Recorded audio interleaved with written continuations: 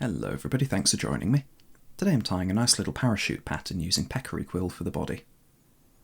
The hook is a size 12 dry fly hook from Partridge, and the thread I'm using is UTC 70 in black. For the tail on this fly I'm using Coq-de-Lion, and this is a medium Pardo colour, beautiful speckled effect. For the body, some nice long Peccary quills with some nice banding. For the parachute post, some natural grey CDC puffs. And to make the thorax, a couple of strands of peacock herl. The hackle is grizzly. This is a nice whiting Hebert Minor saddle, and just look at the length on these feathers. I get about 10 flies out of each one. It's fantastic.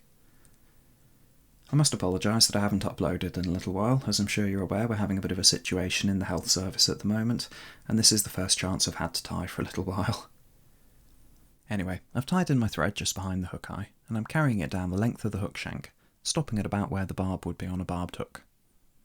I've taken a pinch of about 10 to 15 fibres of my Coq-de-Lion, and I'm tying these in using a pinch and loop technique to make a tail that's about 1 to 1 1/4 times the length of the body.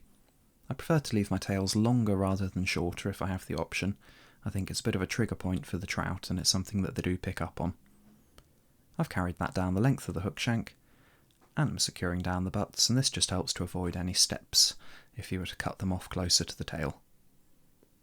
This is the Peccary quill, and I've soaked this in a little bit of water for a few minutes, and that just helps restore some of the pliability of the hair, makes it less likely to split or break when you wrap it. I'm tying that down the length of the body using quite firm pressure. It compresses down nice and flat, and I'm taking it all the way to the base of the tail, just being careful not to disturb the Coq-de-Lion fibres. I'm returning the thread to the point where I want to tie in my parachute post, and for that I've taken 3 puffs of CDC, stripped off the fuzzies from the bottom and lined them up by the tips. 2 loose thread wraps over the top, and then I draw them through and make a few securing wraps of thread when I'm happy with the length. I trim off the waist at an angle, and that's going to help build a little bit of taper into the body when I secure them down. I much prefer to keep the CDC the same length naturally rather than trimming it. I find that if you trim it, the cut ends don't look quite as good.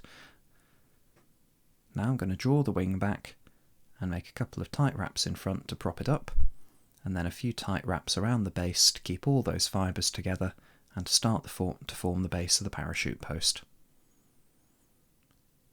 I'm going to trim away those little stragglers, and the next job's going to be to wrap the body.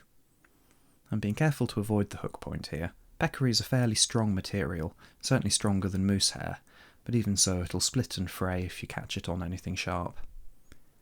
You can see that with those banded colours, as I wrap it, we get these lovely transitions from dark to light through browns and blacks, and it creates a really nice segmented, natural, buggy look to the fly. It's a lovely material to work with. It can be tricky to find. Steve from Cook's Hill Fly Tying has been my most reliable source. I'm securing that down underneath the thorax. That's all going to be hidden later with the peacock herl, and trimming off the excess. Secure down that last little tip, and I'm just taking my thread back to the base of the post now. I've prepared my hackle feather by stripping away from some fibres from the stem, and stripping away all the hackles on the right hand side of the feather.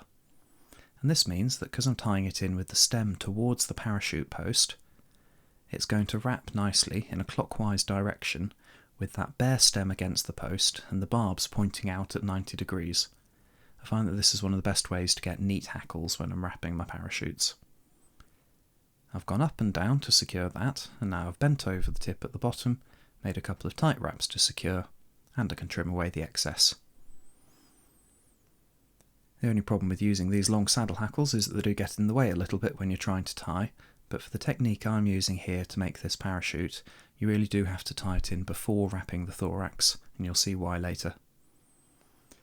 I've taken a couple of strands of peacock herl, and I'm tying those in down to the back of the body, securing down the tips, and then gently wrap them around, twisting a little bit as I go, and that just helps to wrap them together, makes it a little bit stronger because this is a fairly fragile material.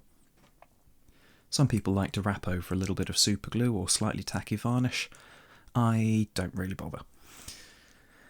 So I'm making about 3-4 wraps of my doubled up herl here, and this is creating a nice little bushy thorax, so it'll stick out nicely on the bottom, but on top it's a soft enough material that when we wrap the hackle it'll be compressed down. I've made 2 tight wraps over the holes to secure, doubled them back, and I'm just building up a little bit of a thread head. That's everything finished on the body, and I'm going to whip finish now. Some people prefer to run their thread back to the parachute post at this point, but I find it leaves a divot in the thorax, so I'll show you how I do mine later. Because I doubled the hurl over, we can just break that away, and then trim away the excess thread. Here I've repositioned the fly in my vise, so that the parachute post is now on the horizontal plane, a little bit like the hook shank was a minute ago. And I'm going to cast on my thread again from the top of the post and work downwards, keeping tension on the tag end until I'm happy that I'm tied in securely. We can then trim away the tag, make a few more wraps right down to the body of the fly, and then park the thread out of the way. Now you can see the side that I've stripped the barbs off the feather, and that's the one that's going to be laying against the parachute post as I wrap it.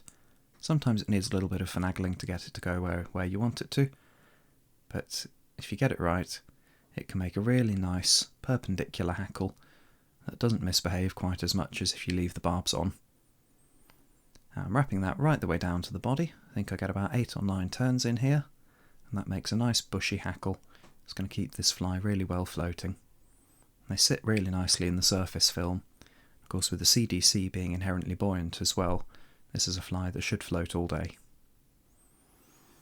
That's everything tied in, so I'm going to whip finish and secure down the hackle.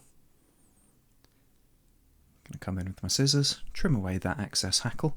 Don't throw that away, like I said, you can get about 10 flies out of each one of these long saddle hackles, and then trim away my thread. Hackle can get a bit disturbed when you do the whip finish, so I'm just going to reposition things a bit to my liking. But after all of that, here's the finished fly.